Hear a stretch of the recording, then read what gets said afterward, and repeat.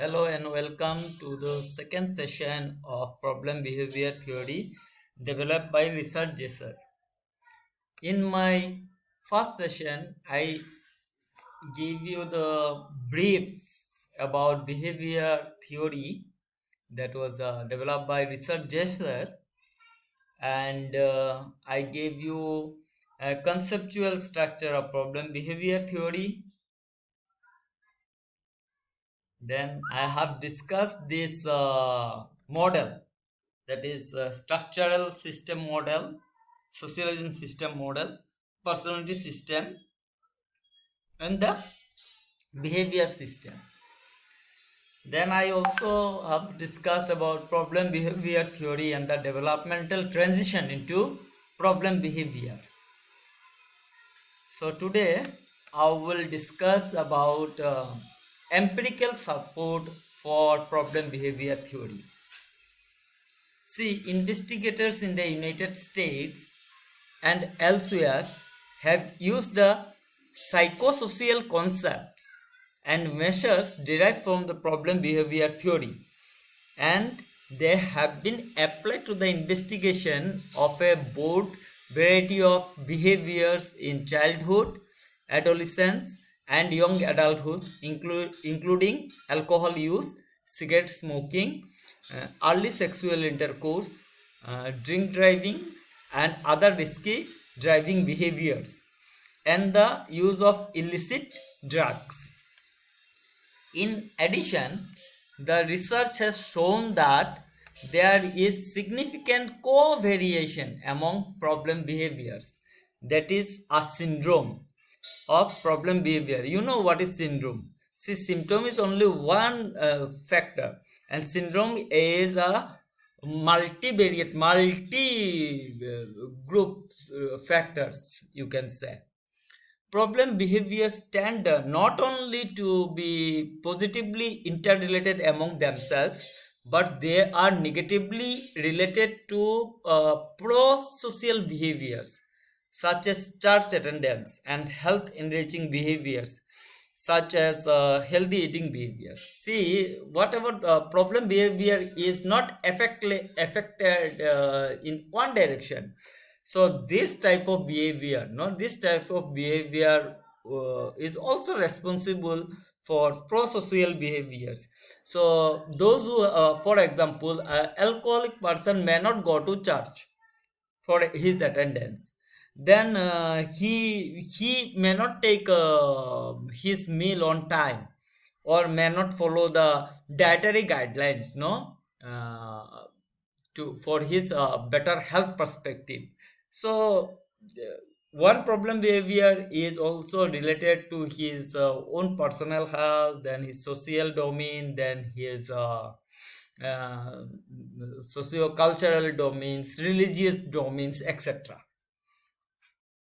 Then next, the extension of problem behavior theory into the health behavior domain. As I have mentioned, no, health behavior, it is also a serious threat to health, that problem behavior. So I'll just want to tell you that the rationale for the extension of problem behavior theory into the domain of health related behaviors derives from two key considerations. First, many problem behaviors, alcohol use, marijuana use, unprotected sexual intercourse, driving after drinking, can also be considered to be health compromising behavior because health threats are here.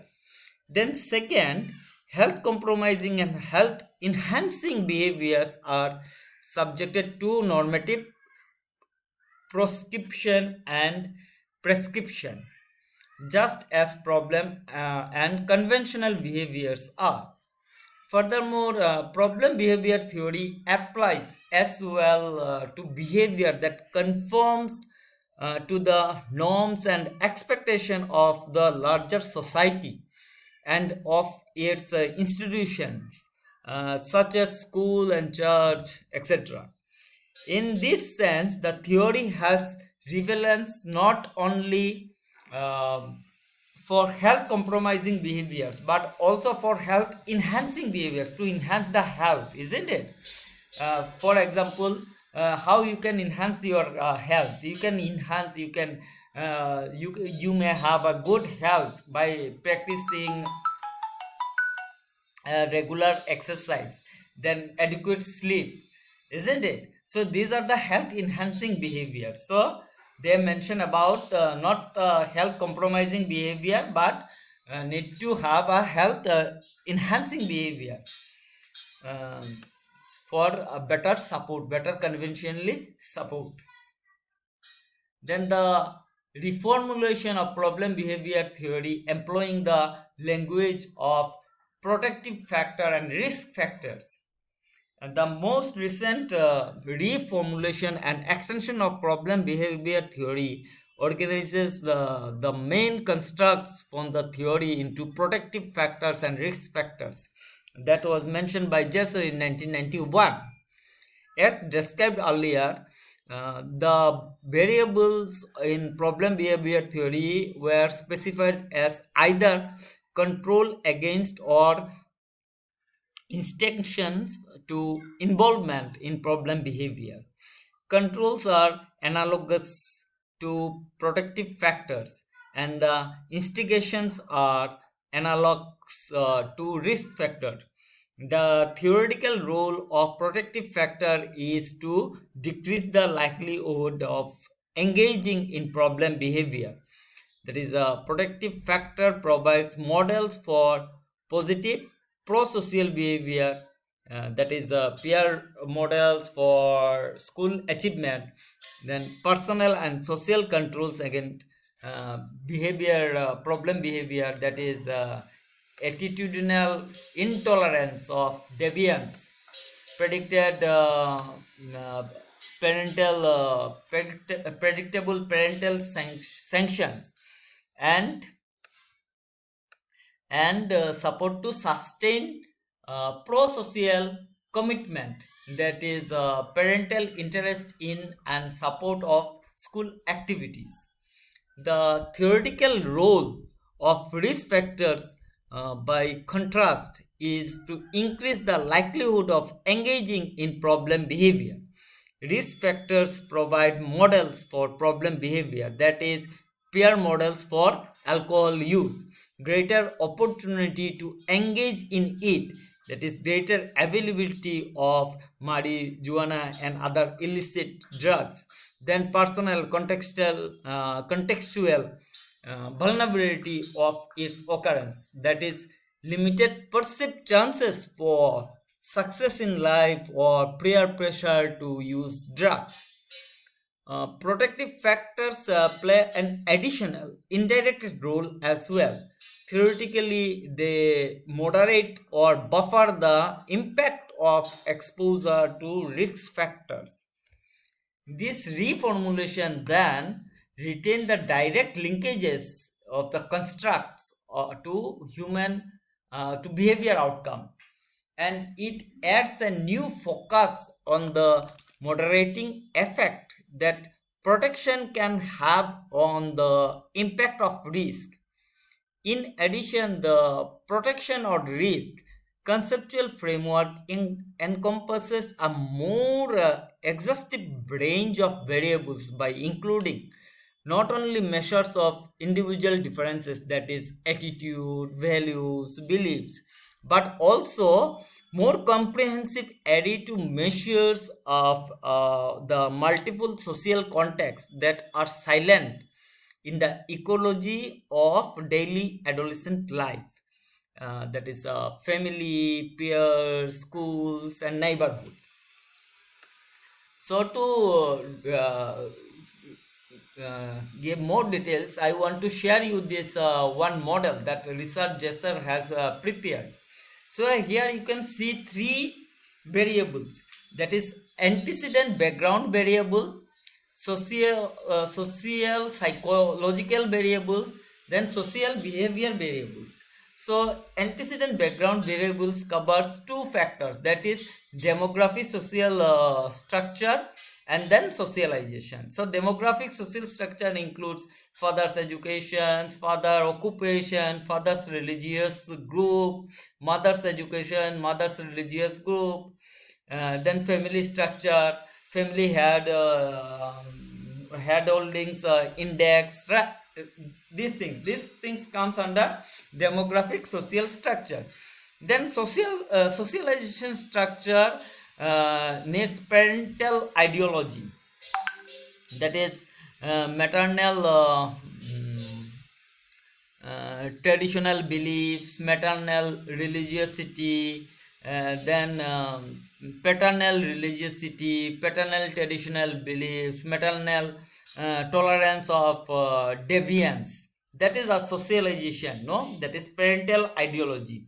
Then come to home climate, that is maternal controls, regulations, then maternal interaction, affectional interaction, maternal affectional interaction, then peer influence, that is friends interest, then media influence, involvement with television, and nowadays you are using mobile and other factors, no? Mobile, these are also comes under that. Then both demographic, social structure, and socialization play role in personality system.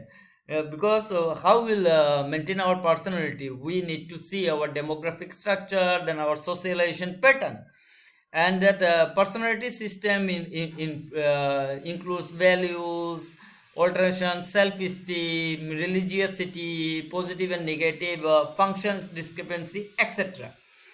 Then both demographic, social structure, and socialization will also help to perceive environmental system.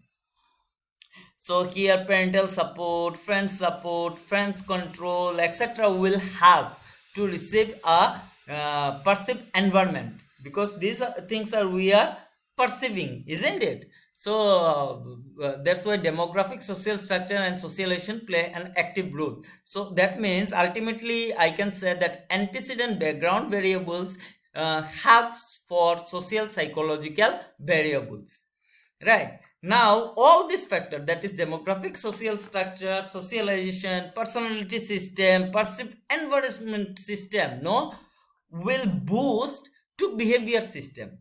So behavior variable, no, social behavior variable is a is an enforcement, you can say, is an enforcement of antecedent background variables and social psychological variables. And here the key domains related to behavior system comes from the demographic, social structure, socialization pattern, and then personality system, then perceived environment system, and then we can have our better behavior.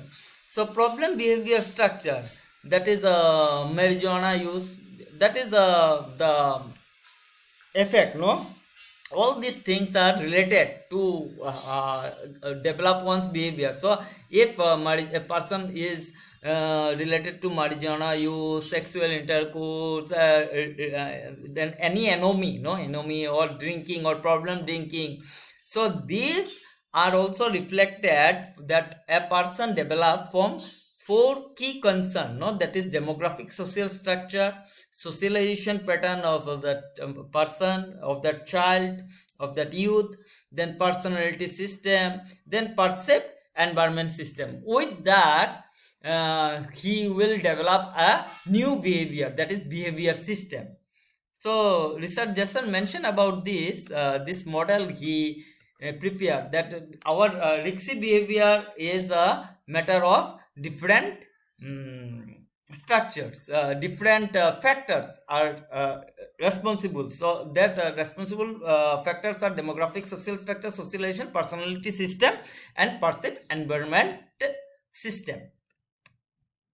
So in conclusion, I can say that the social psychological framework of behavior theory has been shown over the years to account for substantial percentages of the variation in a number of different problem behaviors, health related behaviors, and pro-social behaviors in both adolescent and young adult